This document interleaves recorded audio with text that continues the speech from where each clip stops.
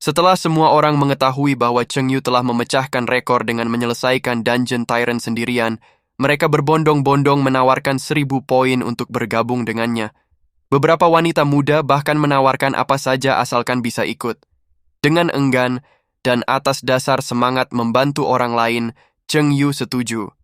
Namun, ia hanya menggigit rotinya dan membunuh Tiren dalam sekali serang. Adegan itu mengejutkan semua siswa. Tidak mungkin, mereka berseru. Melanjutkan dari episode sebelumnya, Kapten Bailey keluar dari dungeon dengan wajah gembira. Ia mengira 15 jam sudah cukup untuk menyegarkan rekor Dungeon Desert Tyrant. Namun yang menanti mereka bukanlah sorak-sorai, melainkan justru sebaliknya mereka diejek dan ditertawakan karena kebodohan mereka. Semua anggota tim melihat layar lobi dan melihat bahwa Cheng Yu telah memperbarui rekor dungeon dan mendapatkan Tyrant Heart. Tidak mungkin, sangat tidak mungkin. Bagaimana mungkin dia, seorang pemula level rendah, lebih cepat dari Bailey College? Keesokan paginya, Cheng Yu terbangun dengan linglung. Ia harus kembali ke Dungeon Desert Tyrant dan menggunakan Green Bowsy untuk meningkatkan skill Slow Chain dan Skeleton Armor. Tiba-tiba, Bailey Sheng, sombong dan tinggi, muncul di sampingnya.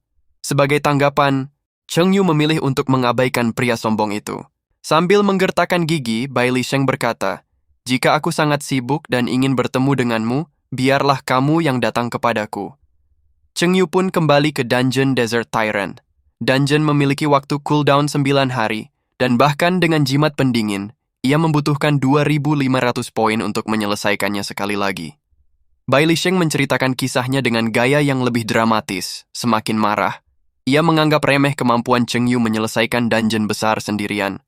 "Aku akan menemuimu lain kali," geram Bailey Sheng. Shuya, bersama para siswa lainnya, berharap Cheng Yu akan memimpin mereka untuk menyelesaikan Dungeon Tyrant. Shuya mengatakan bahwa setiap orang bersedia membayar 1.000 poin dan tidak membutuhkan peralatan apapun. Cheng Yu baru kemudian menyadari bahwa para siswa itu harus menyelesaikan Dungeon Tyrant untuk menyelesaikan misi sekolah, dan karena ia kekurangan poin, ia pun setuju. Peralatan dan bahan tidak penting, yang terpenting jangan berebut roti hijau di pohon itu. Aku hanya bisa membawa 39 orang sekaligus. Para siswa langsung mendaftar. "Aku sudah terjebak dalam misi ini selama lebih dari setahun," kata Cheng Yu. Shuya mentransfer 39.000 poin. "Terima kasih. Jika kau butuh bantuan dengan dungeon lain, hubungi aku saja," kata Shuya. "Kau tidak boleh menolak saat itu tiba." Di bawah pimpinan Cheng Yu, para siswa memasuki dungeon. Kemudian Cheng Yu memerintahkan pasukan kerangkanya untuk menjelajahi jalan di dalam dungeon.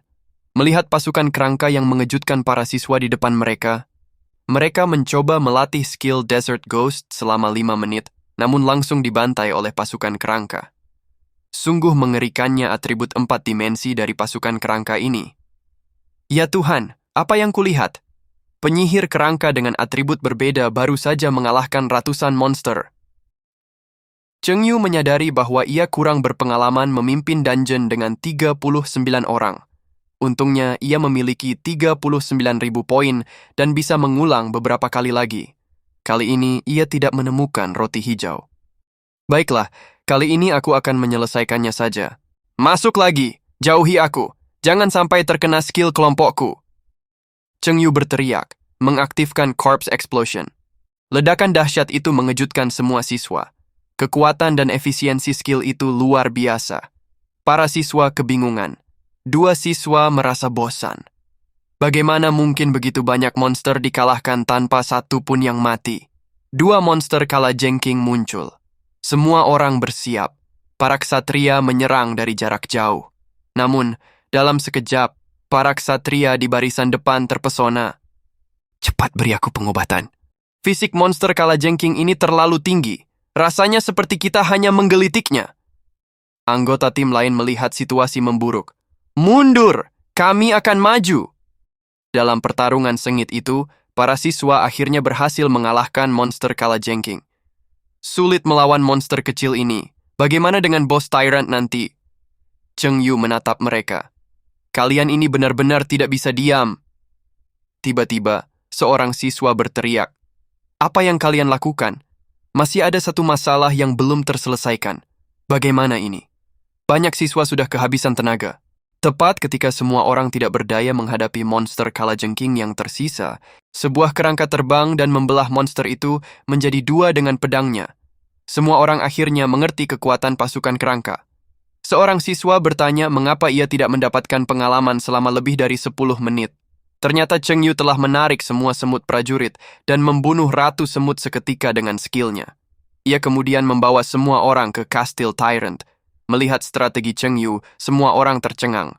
Jadi, dungeon bisa dimainkan seperti ini? Hanya dengan satu skill, ratusan monster langsung mati. Ternyata strategi solo bisa mengabaikan mekanisme dungeon. Raungan Tyrant yang kehilangan pijakan membuat semua siswa gemetar, bahkan dari jarak jauh. Tyrant, kita bertemu lagi. Maaf, aku terburu-buru, kata Cheng Yu. Semua siswa menyaksikan Cheng Yu dengan mudah mengalahkan Tyrant. Bos dunia itu seperti mainan di tangannya. Beberapa menit kemudian, dengan air mata haru, para siswa menyelesaikan misi mereka. Dungeon selesai di tengah sorak-sorai. Setelah menjelaskan sebentar, Cheng Yu mengatur 39 siswa lagi. Tanpa sepengetahuan Cheng Yu, seorang siswa dari Bailey College menyelinap ke dalam tim untuk mengamati bagaimana Cheng Yu menyelesaikan Dungeon Tyrant sendirian. Cheng Yu, tanpa menyadari hal ini, kembali memimpin para siswa ke dungeon. Untungnya, kali ini ia menemukan roti hijau dengan kemampuan pemulihan mental yang memungkinkan peningkatan skill sepenuhnya. Para siswa menyaksikan pertunjukan yang luar biasa. Pembantaian pasukan kalajengking secara instan dan dampak dahsyat dari skill Cheng Yu. Pertunjukan pasukan kerangka sekali lagi mengubah pemahaman semua orang tentang strategi dungeon. Dungeon Desert Tyrant selesai hanya dalam 7 jam. Semua orang bersorak untuk Cheng Yu, sementara siswa Bailey College itu tercengang. Aku tak menyangka Cheng Yu sekuat ini. Ia segera memberitahu Bai Lisheng tentang pasukan kerangka super dengan skill damage area yang menggunakan mayat. Jika tidak ada mayat, maka dia tak berguna. Jika itu adalah pasukan kerangka, maka orang ini sia-sia. Bai Lisheng mendapat ide jahat. Ia menghubungi Ling Xiao yang bermusuhan dengan Cheng Yu. Ling Xiao pun datang dan konspirasi melawan Cheng Yu dimulai.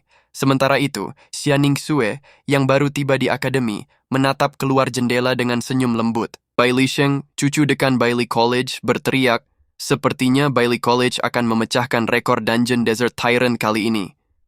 Para siswa lain punya pendapat berbeda. Atau mungkin Dewa Agung yang memecahkan rekor itu, kata salah seorang. Bai Lisheng bertanya, dari tim kampus mana orang itu berasal? Beraninya kau bersaing dengan Bailey College untuk rekor dungeon ini?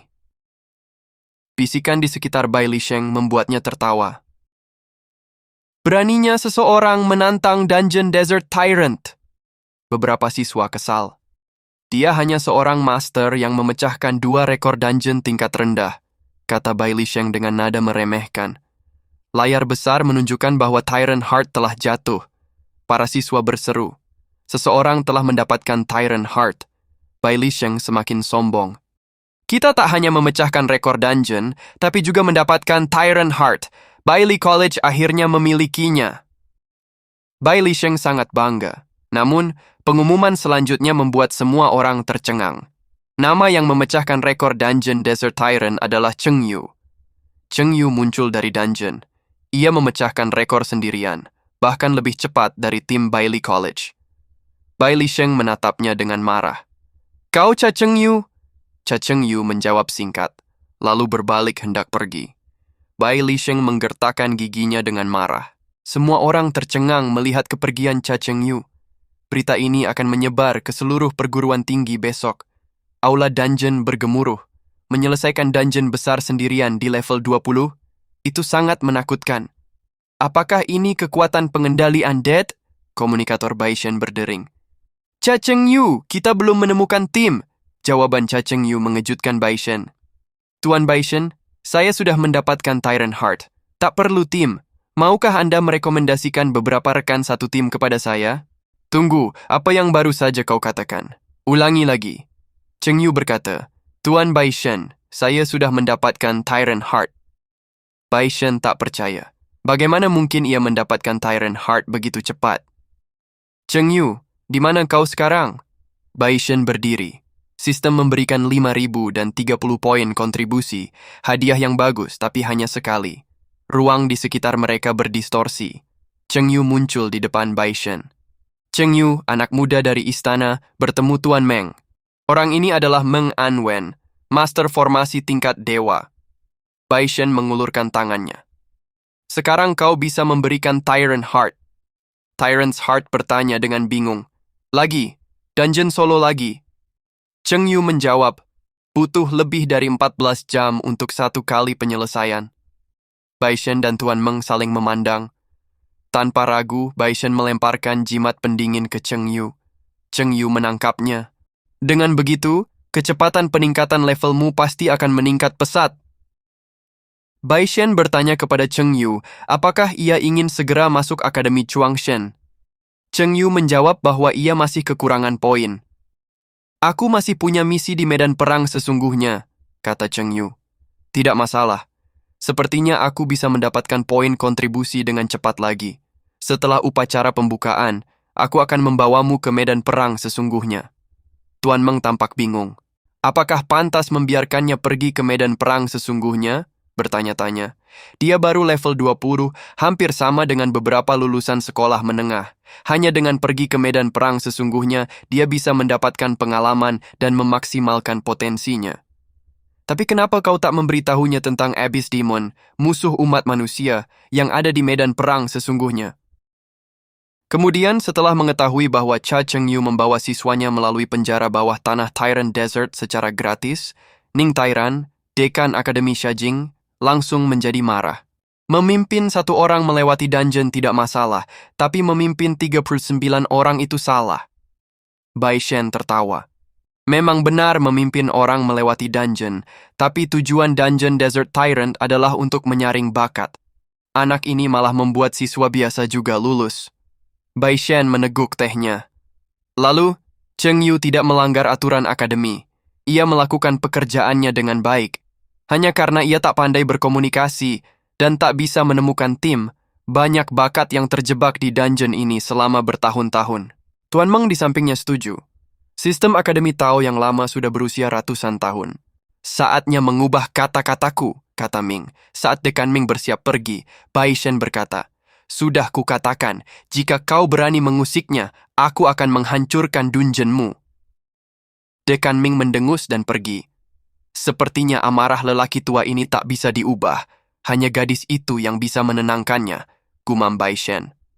Setelah memimpin para siswa melewati Dungeon Desert Tyrant, level Cheng Yu naik ke level 22, yang mengejutkan.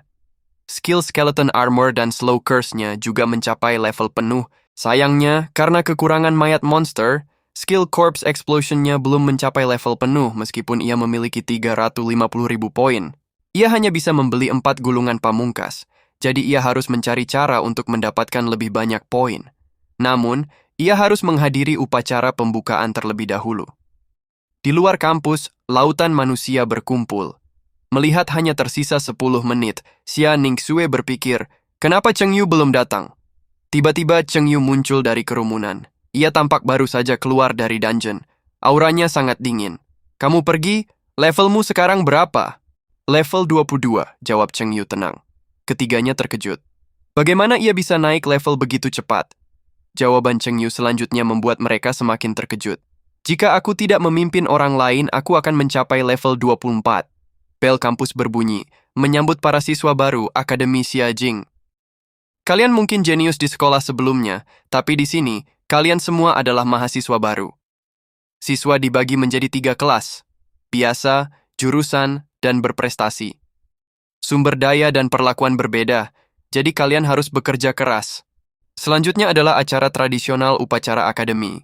Sesi tantangan antara siswa baru dan lama. Siswa lama membayar poin untuk menantang siswa baru, dan poin akan dikembalikan jika menang. Tidak peduli menang atau kalah, siswa baru tidak perlu membayar apapun. Ini kesempatan bagus bagi siswa baru untuk mendapatkan poin. Siswa baru yang kuat jangan sampai melewatkan kesempatan ini.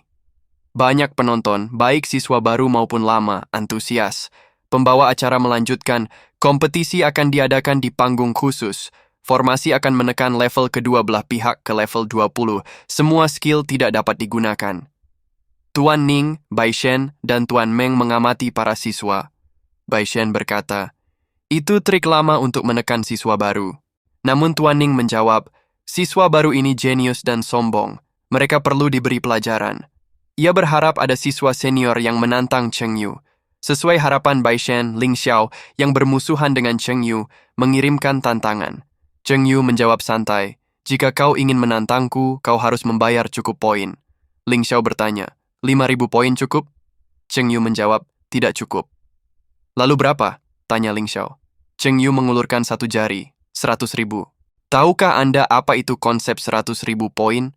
Apakah Anda memiliki 100.000 poin? Bahkan mungkin tidak ada gunanya menjualnya kepada Anda." Cheng Yu berkata dengan dingin, "Ayo bertaruh. Gunakan saja poin yang saya miliki sekarang. Jika saya menang, berapa poin yang saya miliki? Berapa poin yang Anda berikan kepada saya? Jika saya kalah, semua poin saya menjadi milik Anda." "Senior Ling Xiao, apakah kamu berani bertaruh?" Begitu kata-kata ini keluar, Ling Xiao terdiam sesaat. Saat ini, Ling Xiao berada dalam dilema. Ling Xiao menggertakkan gigi. "Kenapa aku tidak berani?" Ia menambahkan dengan nada mengejek.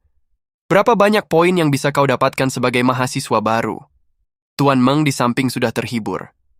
"Idiot, dia akan cepat mati di medan perang," gumamnya. Tuan Ning hanya berkomentar sinis. "Cara yang bengkok." Ia tahu Cheng Yu pasti memiliki setidaknya 300.000 poin dari berbagai dungeon besar yang telah ia selesaikan. "Lihat, itu ahli dungeon. Ia mendapatkan 40.000 poin hanya dari satu dungeon. Ia pasti punya banyak poin," kata Tuan Ning. Setelah itu, keduanya menuju panggung kompetisi. Ling Xiao berkata dengan nada meremehkan, "Di mataku, ahli dungeon hanyalah pengemudi mobil yang buruk."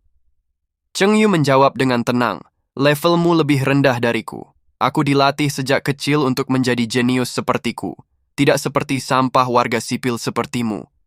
Kau bertarung di medan perang, kesadaran lebih penting daripada level. Sial, orang tuamu tidak mengajarkanmu sopan santun." Saat Ling Xiao menyebut keluarganya, amarah Cheng Yu meledak. Tatapan tajam Cheng Yu membuat Ling Xiao merasa tak berdaya. Tatapan itu seakan bisa membunuh. Namun, Ling Xiao tetap berpura-pura tenang. "Kenapa kau tidak mengandalkan pasukan kerangka dan ledakan mayat saja? Kau juga tidak bisa memanggil pasukan kerangka. Apa bedanya kau dan sampah?" Cheng Yu diam, lalu mengangkat tangan kanannya. "Jika kita tidak berada di akademi, kau sudah menjadi mayat."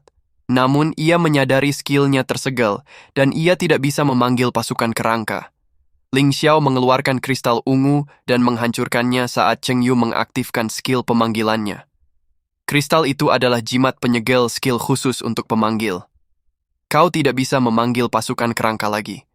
Biarkan aku lihat apa yang bisa kau lakukan.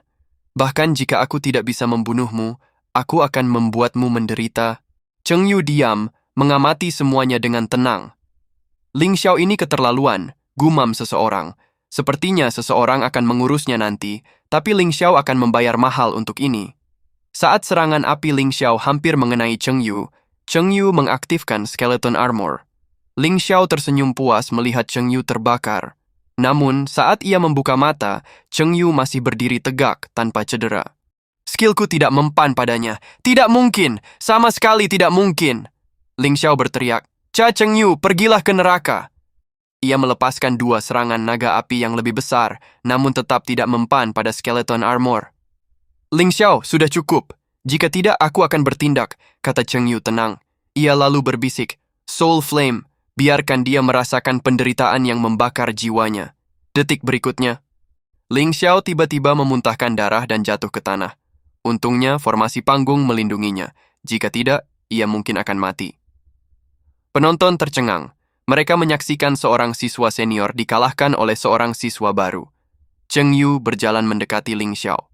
"Jangan mendekat! Aku menyerah! Aku akan membayar poinnya!" Ling Xiao memohon, "Kehidupan lebih penting daripada poin." Pembawa acara mengumumkan berakhirnya kompetisi.